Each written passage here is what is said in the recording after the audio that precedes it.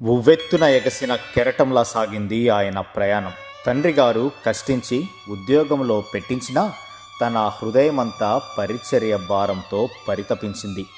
ఒక్క పూట ఉపవాసాలు, రాత్రంతా ప్రభుతో ఏకాంతంగా గడిపిన క్షణాలు.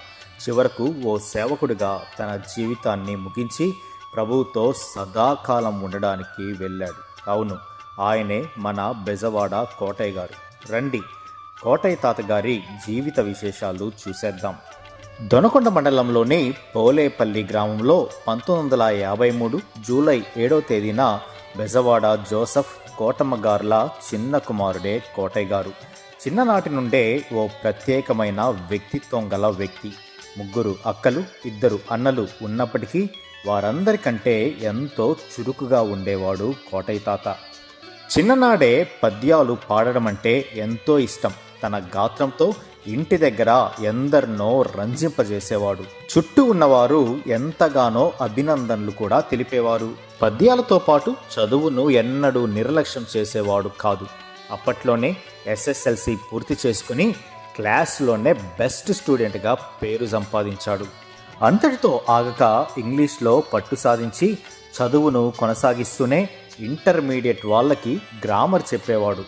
ఎంతో హుషారుగా ఉంటూ అందరితో ఇంగ్లీషు మాట్లాడడం, 2 చేతులతో వ్రాయడం కోటయ్య గారికి చిన్ననాటి నుండే అలవాటు. ఇక చిన్నతనంలో అలవాటైన పద్యాలు వదల్లేదు. అందుకే ఎక్కడ నాటకాలు జరిగితే అక్కడ వాలిపోయేవారు. వారితో కలిసి పద్యాలు పాడడం, వారికి సహకారిగా ఉండడం ద్వారా జిల్లాలోనే మంచి పేరు సంపాదించాడు టికెట్టు నాటకాలలో. యవన కాలంలో పద్యాలు, నాటకాలలో ప్రసిద్ధి చెందడంతో లోకం వైపు వెళ్ళిపోతున్నాడు అనే బాధ పట్టుకుంది వారి తల్లిదండ్రులకు. ఇక వివాహం చెయ్యాలి అని నిశ్చయించుకున్నారు. కోటయ్య గారి అక్క సువార్తమ్మ గారు మరియు వారి బావ ఆశీర్వాదం గారిని గట్టిగా ఒప్పించి వారి ఏకైక కూతురు రాహేలమ్మతో 1975 మే 27వ తేదీన వీరి వివాహం జరిగింది. ఇక వెంటనే వచ్చినటువంటి కుటుంబ బాధ్యతల నడుమ కఠిన పరిస్థితుల మధ్య జీవితం ప్రారంభమైంది. తండ్రి కోటయ్య గారు ఆర్మీలో హౌల్దార్గా 15 సంవత్సరాలు పనిచేసిన తర్వాత దర్శిలోని అగ్రికల్చర్ డిపార్ట్మెంట్లో ఉద్యోగంలో స్థిరపడ్డారు. ఇక కోటయ్య గారి పరిస్థితి చూసి తండ్రి గట్టి నిర్ణయమే తీసుకున్నాడు. కుమారుడు కోటయ్య కోసం జోసఫ్ గారు వాలంటీర్ రిటైర్మెంట్ ఇచ్చేశారు. అప్పట్లో తండ్రి ఉద్యోగం కుమారునికి వచ్చే పద్ధతి ఉండేది. అలా 1978వ సంవత్సరంలో దర్శిలోని MDO ఆఫీసులో చిరు ఉద్యోగంలో స్థిరపడ్డారు కోటయ్య గారు. కానీ ఆత్మీయ పరిస్థితి అలా ఉండేది. రక్షణ అనుభవం లేదు, లోకాశలలో జీవించేవారు. అయితేనేం దేవుని ప్రణాళికలో ఉన్నవారు ఆ దేవుడే విడిచిపెట్టడు కదా. వారి తల్లి కోటమ్మ ఎంతో ప్రార్థనా పర్రాలు. అలాగే వారి భార్య రాహేలమ్మ గారు కూడా మంచి ప్రార్థనా పర్రాలు. ప్రతిరోజు కోటయ్య గారి రక్షణ కోసం ప్రత్యేక ప్రార్థనలు చేసేవారు. కోటయ్య గారికి స్నేహితులు ఎక్కువే. అందరితో కలిసిపోయే వ్యక్తిత్వం కలిగినటువంటి మనిషి. కోటయ్య తాతగారి స్నేహితుడు సాలి కోటయ్య గారు ఒకరోజు భుజం నొప్పితో బాధపడుతూ ఉన్నారు. తీరా అది క్యాన్సర్ అని తెలిసింది. అప్పటికే కోటయ్య గారు కూడా భుజం నొప్పితో బాధపడడం వలన ఇక సాలే కోటయ్య గారిలాగా నాకు కూడా క్యాన్సర్ వస్తుందేమో అనే భయం మొదలైపోయింది. ఆ సమయంలో స్టువర్ట్పురంలో జరిగే LEF ప్రార్థనా కూడికలకు వెళ్ళారు కోటయ్య గారు. జో గారు రక్షణ ఆవశ్యకత గురించి బోధిస్తూ ఉంటే కోటయ్య గారి హృదయంలో కార్యం జరగడం మొదలైంది. ఆ రోజే క్రీస్తును స్వకీయ రక్షకునిగా అంగీకరించారు. ఆ రోజు నుండి ఇక లోకం వైపు తిరిగి చూడలేదు. ఇంట్లో అందరూ ప్రభువును స్తుతించారు. దేవుడు చేసిన కార్యం ఎంత గొప్పదో అని. అప్పటి వరకు లోక సంబంధంగా ఉన్న కోటయ్య గారు ప్రభువును అనుకరిస్తూ తన గాత్రాన్ని దేవుని మహిమ కోసం పాడడం ఆరంభించారు. కష్ట సమయాలు వచ్చి నిరాశ నిస్పృహల్లోకి వెళ్ళినప్పుడు దినకరన్ గారు రచించిన సోలిపోవలదే మనసా అనే పాట పాడుకునేవాడు. దేవుడు ఒక ప్రత్యేకమైన వరంతో కోటయ్య గారిని దీవించాడు. అవును, స్వస్థతా వరం, దెయ్యాలు వెళ్ళగొట్టేటువంటి వరం.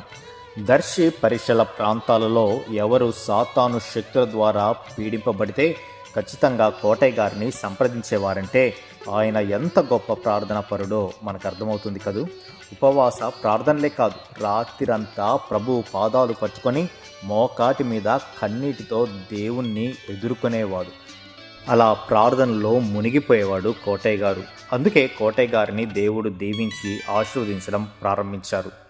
రాహేలమ్మ గారి యొక్క గర్భము తెరవడం ఆరంభమైంది. మొట్టమొదటిగా కూతురు జన్మించింది. కానీ ఆ బిడ్డ మాట్లాడేటువంటి పరిస్థితులు లేవు. విశ్వాసంలో బలంగా ముందుకు వెళ్తున్నటువంటి వీరి కుటుంబానికి ఇదొక ఎదురు దెబ్బ. కానీ విశ్వాసంలో సడలిపోలేదు. గట్టిగా ప్రార్థన చేశారు. ప్రభువా, ఈసారి నీవు నాకు కుమారుని ఇస్తే నీ సేవకు ఇస్తానని. వారి మనవిని ఆలకించినటువంటి దేవుడు కుమారుడు అనిల్ని వారికి బహుమతిగా అనుగ్రహించాడు. తరువాత మేరీ ఎస్తేర్ రాణి గారు, ఆ తరువాత 4వ కుమారుడుగా పీటర్ బాబు గారిని ఇచ్చి దేవుడు వీరి కుటుంబాన్ని ఆశీర్వదించాడు. ఇక కోటయ్య గారు అనుకున్న దానికంటే పరిచర్యని ఎంతో విరివిగా చేసేటువంటి వారు. ఎవరు వచ్చినా నీ మార్పుకు కారణమేంటి, ఇంతగా మారిపోయావని అడిగితే కరాఖండిగా వారికి చెప్పేవాడు, దేవుని ద్వారా ప్రార్థన ద్వారానే అని. ఒకసారి సువార్త పని నిమిత్తం రోడ్డు మీద ఉన్నాడు. కోటయ్య గారి స్నేహితుడు ఏకాశి గారు వచ్చి, ఎరా, నీ దేవుడు చెంప మీద కొడితే మరో చెంప చూపమన్నాడు కదా, నీవు చూపుతావా అని ఎగతాళిగా అన్నాడు ఆయన కానిస్టేబుల్. ఖచ్చితంగా అన్నాడు కోటయ్య గారు. నిమిషం ఆలస్యం చేయకుండా చెంప చెల్లువనిపించాడు ఈ పోలీసారు. వెంటనే రెండో చెంప చూపాడు కోటయ్య గారు. క్రీస్తు చూపినటువంటి ప్రేమను కోటయ్య గారు అనుకరించడం చూసి అవాక్కయ్యాడు ఈ కాసయ్య సారు. ఇక వాక్యం మీద తృష్ణ రోజు రోజుకి పెరిగిపోతూ ఉంది.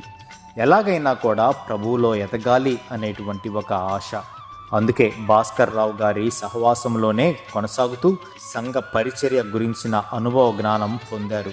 ఇక సహవాసం, సహచర్యం, సహపంక్తిలో పాలిభాగస్తులయ్యేటువంటి స్నేహాలు ఇవన్నీ కూడా పూర్తిగా మారిపోయాయి. కేవలం సేవకులతో నడవాలని నిర్ణయించుకున్నాడు కోటయ్య తాత. అప్పటికే అనేక ప్రాంతాల్లో పరిచర్య చేస్తున్నటువంటి సేవకుల్ని కలిసేటువంటి వాడు. కురిచేడులోని కేశనపల్లి అబ్రహాము గారితో, శివరాజ్ నగర్ కాలనీలో ఉన్నటువంటి పౌలు గారితోనూ, అదేవిధంగా ముండ్లమూరులో సేవ చేసేటువంటి యోహాను గారితో, యోసేపు నాయన గారితో, ఏ ప్రేమయ్య గారితోటి, అదేవిధంగా మారేళ్లలో పనిచేసేటువంటి రెడ్డి గారితోటి, అదేవిధంగా తాళ్ళూరులో పనిచేసేటువంటి ఎర్రగుంట్ల ప్రభుదాసయ్య గారితోటి పరిచర్యలో పాలిభాగస్తులై దర్శి ప్రాంతంలో క్రైస్తవ విస్తరణ కోసం విరివిగా శ్రమించాడు కోటయ్య తాత. ఇక సొంతగా పరిచర్య ప్రారంభించాలి అనే ఆలోచన బలంగా పెరిగింది కోటయ్య గారి మనసులో. 2012లో రిటైర్డ్ అయ్యారు కోటయ్య గారు. కానీ అదే సంవత్సరంలో హార్ట్ స్ట్రోక్ రావడం వలన కోటయ్య గారు ఎంతో డీలా పడ్డారు. కానీ విశ్వాసంలో తొనకలేదు. ఇక తన సమయం తక్కువగా ఉంది అనే భావనతో 2 సంవత్సరాలు ప్రభు పిలుపు కొరకు ఎదురుచూచారు. ప్రార్థనలో గడిపే సమయం ఇంకా పెరిగిపోయింది. ఎలాగైనా సేవను ఆరంభించి సంఘ నిర్మాణం చేపట్టాలనేటువంటి బలమైనటువంటి ఆకాంక్ష తన హృదయములో పెళ్ళుబిక్కుతుంది. 2015వ సంవత్సరంలో దేవుడు పరిచర్యకి పిలుస్తున్నాడు అనే ఒక దృఢమైన తీర్మానంతో 2015వ సంవత్సరంలోనే క్రిస్టియన్ పాలెంలో ఎల్ఈఎఫ్ సహవాసానికి అనుబంధంగా ఒక సంఘం ప్రారంభించారు. విచిత్రం ఏంటంటే అక్కడికి వచ్చినటువంటి వారందరూ కూడా అన్యులే. దేవుని కార్యాలు ఇంత విచిత్రంగా ఉంటాయా అని ఆశ్చర్యపోయారు కోటయ్య గారు, ఆయనతో పాటు ఉన్నటువంటి సహవాసులు, సేవకులు. ఇక కోటయ్య గారి సతిమణి వారికి చేదోడు వాదోడుగా ఉంది. సండే స్కూల్ టీచర్గా పిల్లల్ని ప్రభువు ప్రేమతో వాక్యాన్ని బోధించేటువంటిది ఆ తల్లి. కోటయ్య గారు ఆతిథ్యం ఇవ్వడంలో కూడా ఓ ప్రత్యేకమైనటువంటి వ్యక్తి. అందరికంటే ఒక మెట్టు ఎక్కువే అని చెప్పుకోవచ్చు. ఎవరు వచ్చినా అందరినీ సమానంగా ప్రేమించేవాడు. హెచ్చు తగ్గులు ఆయన దగ్గర ఉండేవే కాదు. పేదవాడు ఇంటికి వస్తే ఖచ్చితంగా చేయి కడగాల్సిందే. అంతగా పేదవారి పట్ల ప్రేమ కలిగి ఉండేవాడు. అలాగే వచ్చినటువంటి వారిని ఖాళీ జేబులతో పంపేటువంటి వాడు కాదు. సేవా పనిలో కూడా అలాగే ఖర్చు పెట్టేవాడు. తన ధనమంతా కూడా కుటుంబానికంటే పరిచర్యకే ఎక్కువగా పెట్టాడంటే ఆయనకి పరిచర్య పట్ల ఉన్నటువంటి ఆకాంక్ష ఎంత గొప్పదో కదా.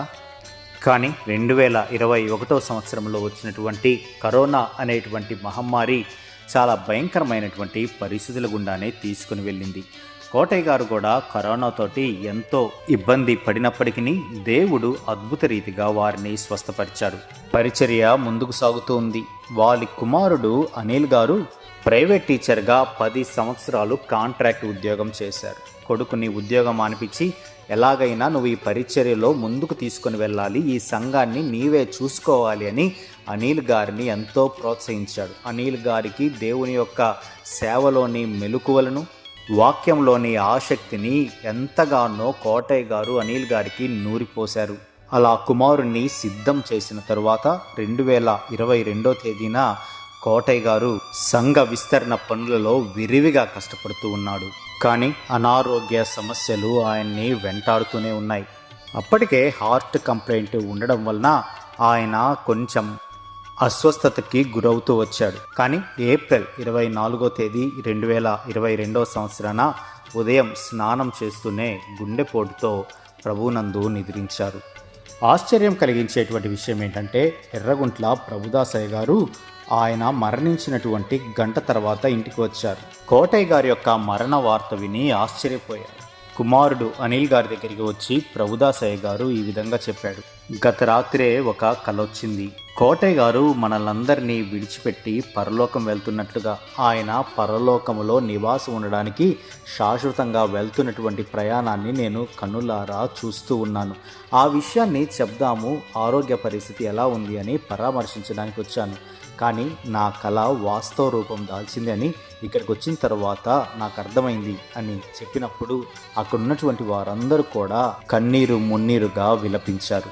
నిజంగా సొంత వారి కంటే దేవుని సేవకు అధిక ప్రాధాన్యతనిస్తూ ఉన్నటువంటి వారి యొక్క మరణం ఎంత గొప్పగా ఉంటుందో ఆ రోజు ప్రభుదాస్ గారు చెప్పేటువంటి మాటల ద్వారా అక్కడున్నటువంటి సంఘస్థులకు అర్థమైంది.